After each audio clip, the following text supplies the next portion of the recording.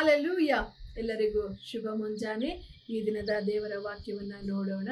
ಗಲಾತ್ಯದವರಿಗೆ ಬರೆದಂತಹ ಪತ್ರಿಕೆ 6ನೇ ಅಧ್ಯಾಯದ 9ನೇ ವಾಕ್ಯ.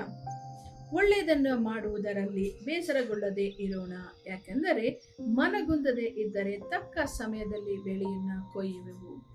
ಹೌದು ಪ್ರಿಯರೇ, ಈ ದಿನದಲ್ಲಿ ನಾವು ಲೋಕದಲ್ಲಿ ನೋಡುವಾಗ ಒಳ್ಳೆಯದನ್ನ ಮಾಡಿ ಕೆಟ್ಟ ಕಾರ್ಯಗಳನ್ನ ಹಿಂತಿರುಗಿ ಪಡೆಯುವುದೇ ಹೆಚ್ಚಿನದಾಗಿದೆ ಪ್ರಿಯರೇ. ಆದರೆ ನಾವು ದೇವರ ಮಕ್ಕಳಾಗಿದ್ದೇವೆ. ದೇವರು ನಮ್ಮೊಟ್ಟಿಗಿದ್ದಾರೆ. ದೇವರು ನಮ್ಮನ್ನ ನಡೆಸುವಂತವರಾಗಿದ್ದಾರೆ.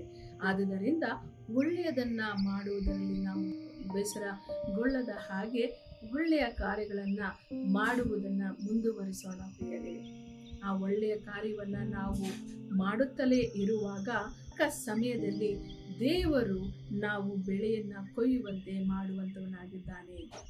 ದೇವರ ವಾಕ್ಯದಲ್ಲಿ ನಾವು ಕಾಣ್ತೇವೆ, ನಾವು ಏನನ್ನ ಇನ್ನೊಬ್ಬರಿಗೆ ಮಾಡುತ್ತೇವೋ ಅದು ನಮಗೆ ಹಿಂತಿರುಗಿ ಬರುವಂಥದ್ದಾಗಿದೆ.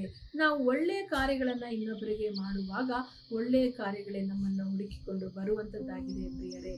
ಆದುದರಿಂದ ಒಳ್ಳೆಯ ಕಾರ್ಯವನ್ನ ಮಾಡಿ ನೀವು ಅನೇಕ ಕೆಟ್ಟ ಸಂಗತಿಗಳಲ್ಲಿ, ಅನೇಕ ತೊಂದರೆಗಳಲ್ಲಿ ನೀವು ಒಳಗಾಗಿರಬಹುದು. ಭಯ ಪಡಬೇಡ್ರಿ, ಧೈರ್ಯಗೊಂದಬೇಡ್ರಿ, ಯಾಕಂದ್ರೆ ದೇವರು ನಿಮ್ಮೊಟ್ಟಿಗಿದ್ದಾರೆ. ನೀವು ಮಾಡಿದಂತಹ ಒಳ್ಳೆಯ ಕೆಲಸಕ್ಕೆ ದೇವರು ನಿಮಗೆ ಒಳ್ಳೆಯದನ್ನ ಮಾಡುವಂತವನಾಗಿದ್ದಾನೆ. ನೀವು ಒಳ್ಳೆಯದನ್ನ ಮಾಡಿದ್ದೀರಿ, ಆದುದರಿಂದ ಒಳ್ಳೆಯದನ್ನೇ ಹೊಂದಿಕೊಳ್ಳುತ್ತೀರಿ. ಆ ಒಳ್ಳೆಯ ಕಾರ್ಯವನ್ನ ಮುಂದುವರಿಸಲಿ. ಪ್ರಾರ್ಥನೆ ಮಾಡೋಣ.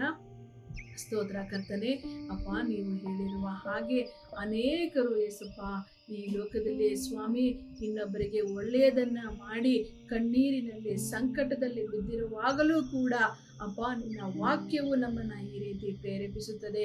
ಒಳ್ಳೆಯದನ್ನ ಮಾಡುವುದರಲ್ಲಿ ಬೇಸರಗೊಳ್ಳದೆ ಇರೋಣ ಎಂಬುದಾಗಿ. ಹೌದು ಕರ್ತನೆ, ಒಳ್ಳೆಯದನ್ನ ಮಾಡಿ ಕಷ್ಟ ಕಣ್ಣೀರಿನಲ್ಲಿ ಇರುವಂತಹ ಕರ್ತನೆ ನಿನ್ನ ಜನರಿಗಾಗಿ ಪ್ರಾರ್ಥನೆ ಮಾಡ್ತಿದ್ದೇನೆ ಅಪ್ಪ.